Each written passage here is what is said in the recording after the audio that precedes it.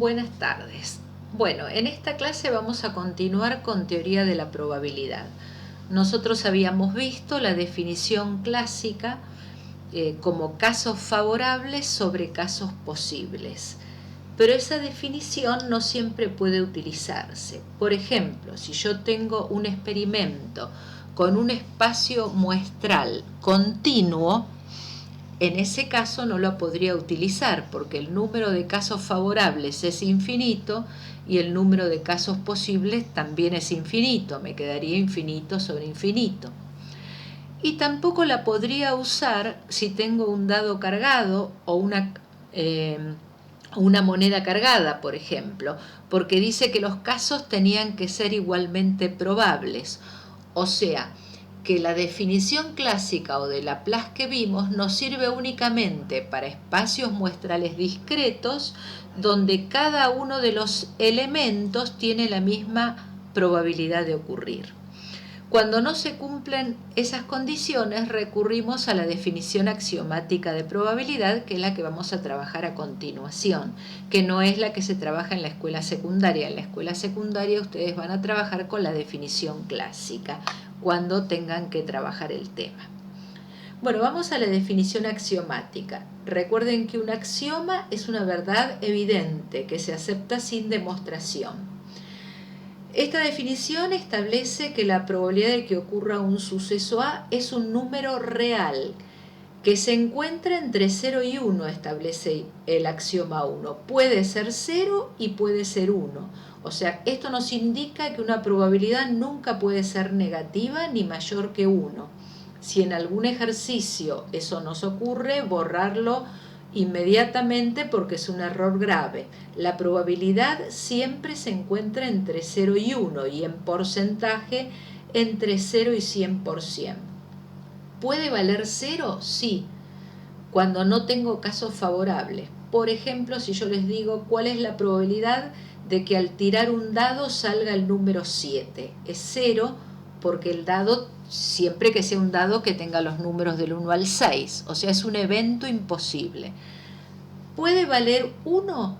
Sí, cuando el número de casos favorables coincide con todo el espacio muestral. Por ejemplo, ¿cuál es la probabilidad de que salga un número menor que 7 al tirar un dado? Eso vale 1, porque seguro va a salir un número menor que 7. Axioma 1, entonces la probabilidad es un número comprendido entre 0 y 1, es un número real. Axioma 2 establece que la probabilidad de todo el espacio muestral siempre es 1. Es la certeza, el ejemplo que yo les di. ¿Cuál es la probabilidad de que salga un número menor que 7 al tirar un dado? Casos posibles 6, casos favorables 6, nos da 1, es todo el espacio muestral. Axioma 3. Si dos sucesos son mutuamente excluyentes, recuerden que mutuamente excluyentes son dos sucesos que no pueden ocurrir al mismo tiempo, es decir, la intersección es el conjunto vacío. Por ejemplo, si tiro un dado, la probabilidad de que salga el suceso A es salir un número par y el suceso B es salir un número impar. En ese caso son excluyentes, porque o es par o es impar. Al tirar una moneda, salir cara y salir seca también son excluyentes. Entonces, si dos sucesos son excluyentes, la probabilidad de A unión B es igual a la probabilidad de A más la probabilidad de B. Y acá lo tenemos generalizado, es decir, si tengo más de dos sucesos que sean siempre mutuamente excluyentes, 2 a 2, la probabilidad de la unión va a ser igual a la suma de las probabilidades. Es decir, siempre que se cumpla que una sub i intersección a sub j sea el conjunto vacío. Es decir, a sub 1 intersección a sub 2 va a ser vacío, a sub 1 intersección a sub 3 va a ser vacío y así sucesivamente. Cuidado con esto, entonces la probabilidad de la unión es la suma de las probabilidades únicamente si son dos sucesos que no tienen intersección, es decir, que no pueden ocurrir al mismo tiempo. Por ejemplo, la probabilidad es que salga un número par o un número impar al tirar un dado. Como son excluyentes, va a ser la suma de las probabilidades. Vamos a algunos teoremas que se deducen de estos axiomas. El teorema 1 que establece que la probabilidad de que ocurra el suceso A más la probabilidad de que no ocurra es igual a 1. Bueno, esto si lo miran en el gráfico donde tenían ustedes un suceso y su complemento, ustedes se acuerdan que el suceso A unión el complemento de A siempre me daba el espacio muestral. Aplico probabilidades a ambos miembros, entonces la probabilidad del espacio muestral va a ser lo mismo que la probabilidad de A unión no A. Ahora, como A y no A son excluyentes porque no tienen intersección, la probabilidad de la unión por el axioma 3 lo puedo expresar como la probabilidad de A más la probabilidad de no A. Entonces, la probabilidad de A más la probabilidad de no A nos va a dar 1, porque la probabilidad del espacio muestral por el axioma 2 valía 1. Entonces ya queda demostrado este teorema. ¿Por qué es importante este teorema? Porque en algunos problemas es más fácil calcular la probabilidad de que un suceso no ocurra que la de que ocurra. Entonces calculo la probabilidad de que no ocurra y para calcular la de que ocurra lo resto de 1. Segundo teorema, la probabilidad del conjunto vacío es 0. Vamos a la demostración. El complemento de todo el espacio muestral, que es el espacio muestral, recuerden que es el universal, era vacío. Aplico probabilidad en ambos miembros. Me queda que la probabilidad de vacío es igual a la probabilidad del complemento del espacio muestral. Y acá, como tengo la probabilidad de no S, puedo aplicar el teorema 1. Lo expreso como 1 menos la probabilidad de S. Pero la probabilidad de S valía 1 por el axioma 2. Entonces nos queda que la probabilidad de vacío es 1 menos 1. O sea, la probabilidad de vacío siempre vale 0. Teorema 3. Si el conjunto A o el suceso A está incluido en el suceso B, entonces la probabilidad de A va a ser menor o igual que la probabilidad de B. Si quieren, acá pueden dibujar un suceso B y dentro del suceso B el suceso A incluido. Entonces, si nosotros graficamos eso, vamos a ver que el conjunto B lo puedo expresar como la unión entre A, que está dentro del conjunto B, y todo lo que nos queda fuera de A, que es B y no A, o B menos A. Si aplicamos probabilidad en ambos miembros, nos queda que la probabilidad de B va a ser la probabilidad de toda esta unión. Y por el axioma 3, como el suceso A y B menos A no tienen intersección, son excluyentes, lo puedo expresar como una suma, la probabilidad de A más la probabilidad de B y no A. Y como las probabilidades son números no negativos, fíjense que la probabilidad de B tiene que quedar mayor o igual que la probabilidad de A, porque la probabilidad de B me quedó igual a la probabilidad de A más otra probabilidad.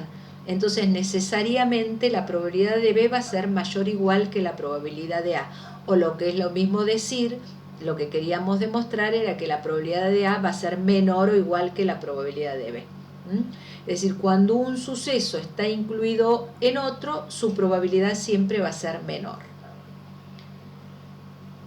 Teorema 4, muy importante, teorema de la unión. Este teorema nos establece que la probabilidad de la unión es la probabilidad del suceso A más la probabilidad del suceso B menos la probabilidad de la intersección entre A y B. Ya vimos que si son excluyentes nos queda la probabilidad de A más la probabilidad de B. ¿Por qué queda así? Porque la intersección va a ser vacío y recién vimos que la probabilidad de la intersección es 0. O sea que este teorema es válido siempre, sean excluyentes o no. O sea que si yo tengo dudas si dos conjuntos son excluyentes o no, utilizo el teorema de la unión. lo expreso como la probabilidad de A más la de B menos la intersección y después esto me va a quedar 0. Pero vamos al caso en que no sean excluyentes. Acá también les pido que grafiquen el conjunto A y el conjunto B, para que entiendan mejor las operaciones. Vamos a ver que el conjunto A, yo acá creo que lo puse el gráfico, acá está, acá lo grafiqué. Está el conjunto A y el conjunto B que tienen intersección porque no son excluyentes. Esta región es la intersección y esta región que nos quedó de este lado es B intersección no A. Recuerden que esto lo habíamos mencionado la clase pasada en operaciones con suceso y qué significaba, que ocurre B y no ocurre A. Entonces, fíjense que la unión entre A y B, la unión sería todo, la podemos expresar como el conjunto A, que sería todo esto sería el conjunto A, unión esta zona B y no A. Entonces nos queda expresada como dos regiones que no tienen intersección. Fíjense que acá está expresado. A unión B puedo decir que es la unión entre el conjunto A y la región B y no A. También podría haber tomado el conjunto B y la región A y no B, es lo mismo. Entonces, aplico probabilidades en ambos miembros. Al aplicar probabilidad en el segundo miembro, me quedan dos regiones que son A y B y no A que no tienen intersección. Lo vuelvo al gráfico, fíjense, el conjunto A que sería todo este conjunto y la región B y no A que sería esta media luna, digamos, no tienen intersección, son excluyentes. Entonces, por el axioma 3, lo puedo expresar como una suma. Y me queda que la probabilidad de A unión B es la probabilidad de A más la probabilidad de B y no A. Bueno, ya tenemos la probabilidad de A, que estaba en el teorema, era una parte del teorema. Ahora nos queda la probabilidad de B y no A, reemplazar. Entonces vamos a ver en el gráfico que el conjunto B lo podemos expresar también como la unión de dos regiones que son excluyentes. Una de las regiones sería A intersección B y la otra región sería B y no A. Veamos en el gráfico. El conjunto B es todo este conjunto, o el suceso B lo puedo expresar como la unión entre esta intersección y esta media luna. ¿Por qué lo expreso así? Para poderlo expresar como una suma porque van a ser excluyentes. Entonces, si aplico probabilidades, me va a quedar que la probabilidad de B es igual a la probabilidad de A intersección B, unión B y no A. Por el axioma 3, como estas dos regiones son excluyentes, lo expreso como suma. Y de acá despejo la probabilidad de B y no A, que es lo que necesito reemplazar yo en esta fórmula que señalé con asterisco. Si despejo, me queda que la probabilidad de B y no A va a ser la probabilidad de B menos la probabilidad de la intersección. Entonces, ya lo puedo reemplazar acá y me queda que la probabilidad de A unión B va a ser la probabilidad de A más la probabilidad de B menos la probabilidad de la intersección. Entonces ya llegamos a demostrar el teorema de la unión. A ver, si observamos la imagen, ¿por qué nos quedó así? Cuando yo calculo la probabilidad de A, cuento todos los casos favorables al suceso A. Todos los que están dentro de A. Cuando calculo la probabilidad de B, todos los favorables al suceso B. Y los que están en la intersección los conté dos veces. Los cuento para A y los cuento para B. Entonces, como conté dos veces los casos favorables de la intersección, los tengo que restar una vez. Por eso nos queda así la fórmula. Ven que la fórmula se podría deducir del diagrama. Ahora yo les voy a pedir que piensen una fórmula para tres conjuntos, para la probabilidad de A unión B unión C. Es decir, que realicen el gráfico de los tres conjuntos, ¿sí? Y empiecen también con probabilidad de A más probabilidad de B más probabilidad de C.